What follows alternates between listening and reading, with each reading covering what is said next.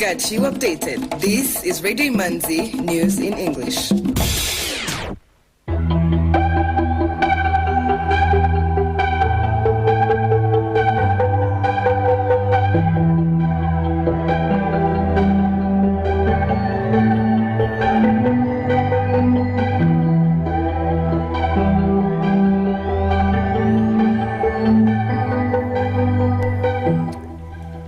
This is Radio Imanzi, broadcasting from Kigali.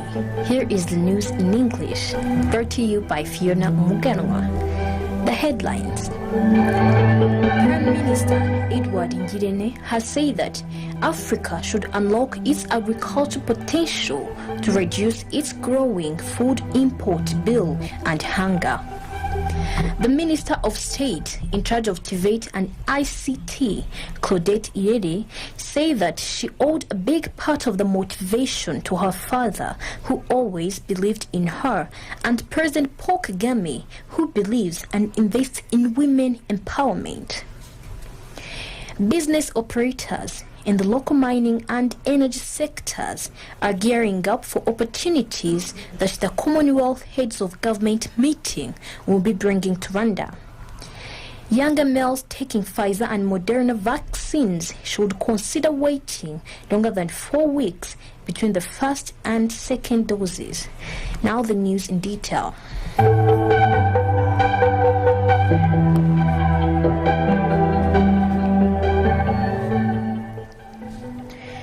Prime Minister Edourd Ngirente has said that Africa should unlock its agricultural potential to reduce its growing food import bill and hunger.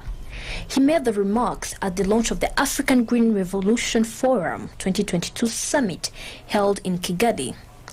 Specifically talking about Rwanda, Prime Minister Ngirente said that through the National Strategy for Transformation 1, the government of Rwanda is committed to deeply transforming its agriculture to ensure that this dependency on food imports is minimized.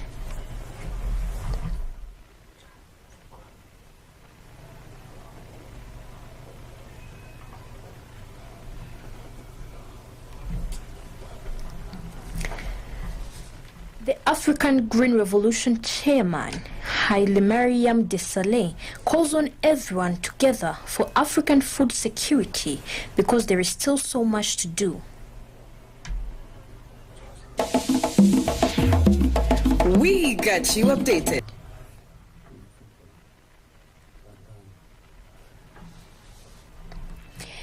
The Accra Summit is due to take place in Rwanda from September 5th to 9th this year under the theme Grow, Nourish, Reward, Bold Actions for Resilient Food Systems.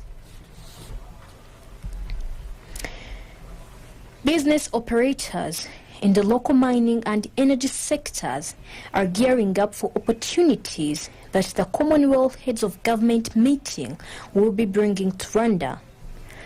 The Rwanda Development Board met with several actors in the two sectors and tipped them about the opportunities that they can tap into during the summit.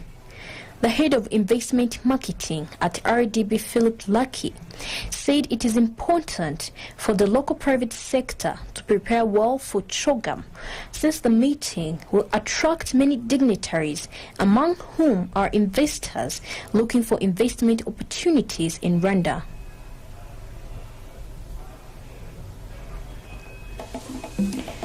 The Commonwealth is a voluntary association of 54 independent and equal countries, representing a third of the world.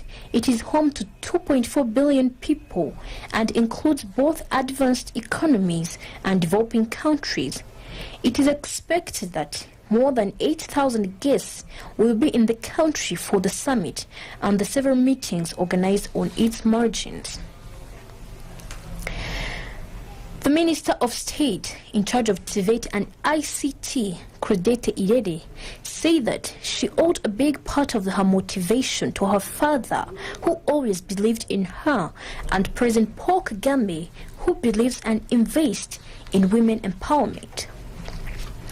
She made the remarks at the launch of the 4-part STEM series scheduled to take place in 2022, a program designed to bridge the prevailing gender gap in science.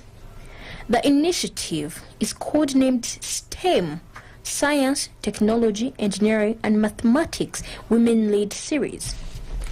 It is meant to inform, encourage and empower young Africans, particularly women, to pursue STEM-related programs.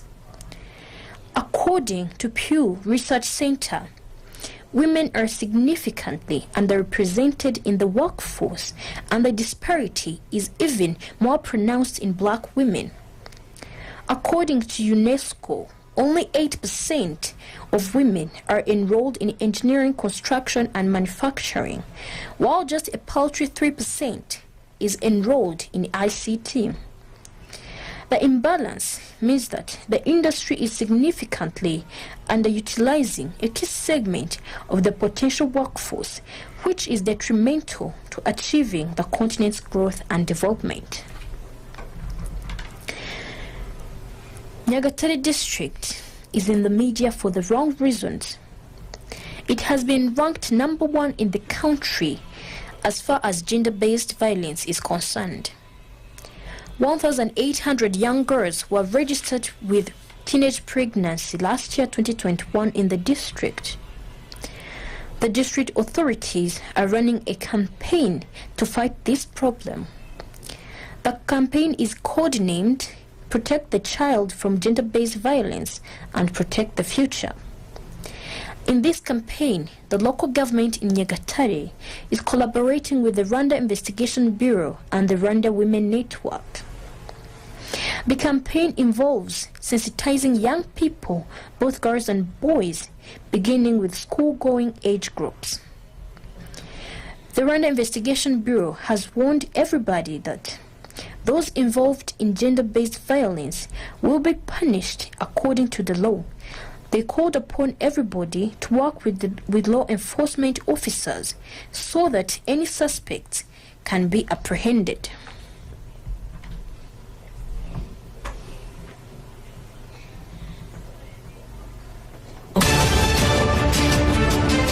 Some items of international news on Radio Imanzi.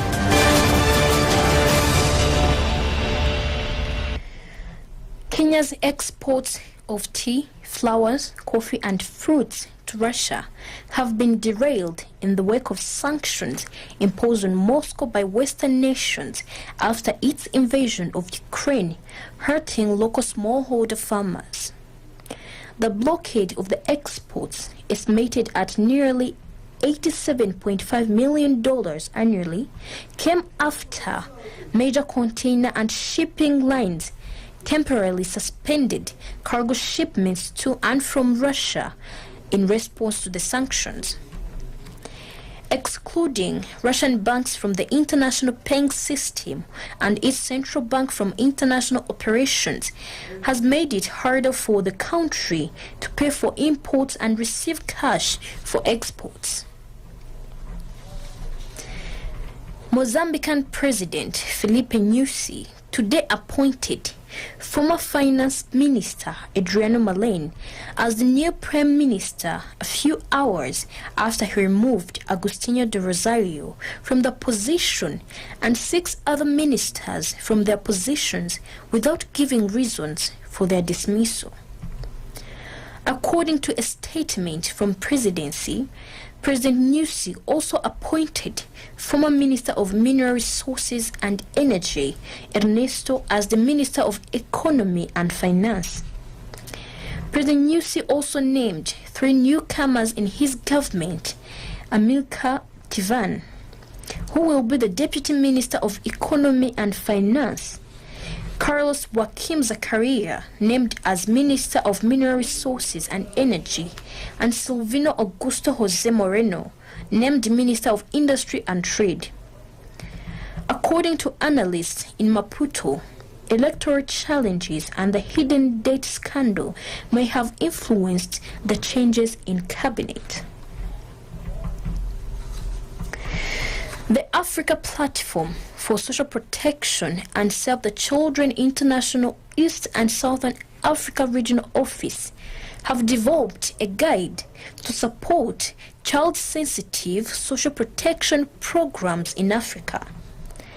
The guide gives an understanding of child-sensitive social protection as public policies, programs, and systems that address the specific patterns of children's poverty and vulnerability are rights-based in approach and recognize the long-term developmental benefits of investing in children. The guide targets policymakers and the implementers of social protection programs in government and non-state sectors who are seeking to initiate child-sensitive social protection or strengthen existing initiatives. Countries that have ratified the United Nations Convention on the Rights of the Child are required to budget appropriately for children. Younger males taking Pfizer and Moderna vaccines should consider waiting longer than 4 weeks between the first and second doses. This is according to the Centers for Disease Control and Prevention, CDC, which has changed its advice on spacing the shots to 8 weeks. CDC officials say they were reacting to research showing that the longer interval can provide more enduring protection against the coronavirus. Research suggests that 12 to 64-year-olds, especially males ages 12 to 39, can benefit from the longer spacing. Myocarditis is an inflammation of the heart muscle that can result in serious health problems. It most commonly occurs after viral infections, but the CDC has also found a link between Moderna and Pfizer shots and myocarditis, particularly after the second dose. A Swedish court has found a Swedish woman guilty of war crimes for failing to prevent her 12-year-old son from becoming a child soldier in Syria, where he was killed in the civil war. The Stockholm District Court said today that Lina Ishak, who denied the charges, was sentenced to 6 years in prison. Under Swedish law, courts can try people for crimes against international law committed abroad. According to the United Nations, recruiting and using children under the age of 15 as soldiers is banned under the international humanitarian law and recognized as a war crime by the International Criminal Court. Two of Hong Kong's largest consumer retail chains started rationing some food and drug items today to curb panic buying that has plagued the city over the past week amid fears of a citywide lockdown as COVID-19 cases soar. Health authorities reported 52,523 new COVID-19 cases today and 136 deaths. This compares with about 100 infections at the start of February and a clean 3-month streak of 0 cases before the end of December. Hong Kong officials have repeatedly urged people against panic buying this week, saying supplies were adequate. Amid public complaints of confused official messaging, Hong Kong Chief Executive Carrie Lam has said her government had no plan for a complete lockdown while it plots compulsory testing of the city's 7.4 million residents. The government would announce details of the plan when finalized. Economic news is a regular feature on Radio Imanzi. The Rwanda Stock Exchange Market Report. Today's trading session recorded 422,943,000 Rwandan francs worth of bonds traded in 7 deals on the fixed income market, and 5,346,000 Rwandan francs from 29,700 shares traded in 1 deal on the equities market. MTN counter closed at 180 Rwandan francs. The trading session recorded a total turnover of 5,346,000 Rwandan francs from 29,000 shares traded in 1 deal.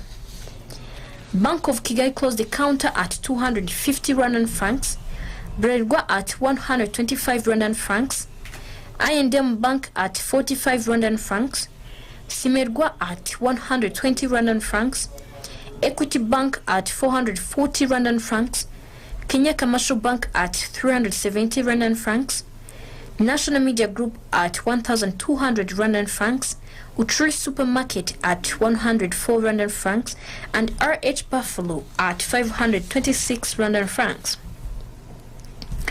The currency market review of today. The Kenyan shilling buying price was 8.8 and the selling price was 8.9 Rwandan francs. Tanzanian shilling buying price was 0.43 Rwandan francs and the selling price was 0.44 Rwandan francs. Ugandan shilling buying price was 0.28 Rwandan francs and the selling price was 0.287 Rwandan francs. Burundian franc buying price was 0.5 Rwandan francs and the selling price was 0.51 Rwandan francs. The US dollar buying price was 1,005 Rwandan francs and the selling price was 1,025 Rwandan francs. The British pound buying price was 1,342 Rwandan francs and the selling price was 1,368 Rwandan francs. The euro buying price was 1,110 Rwandan francs and the selling price was 1,132 Rwandan francs. Today's weather forecast from the Rwanda Meteorology Department. From 6 in the evening to 6 in the morning, it is expected to be mostly cloudy without any rain in all parts of the country. The average wind speed expected is of between 2 meters per second and 4 meters per second. The minimum temperature expected is to be 10 degrees Celsius tomorrow morning in Nyabihu district. With that, we come to the end of tonight's edition.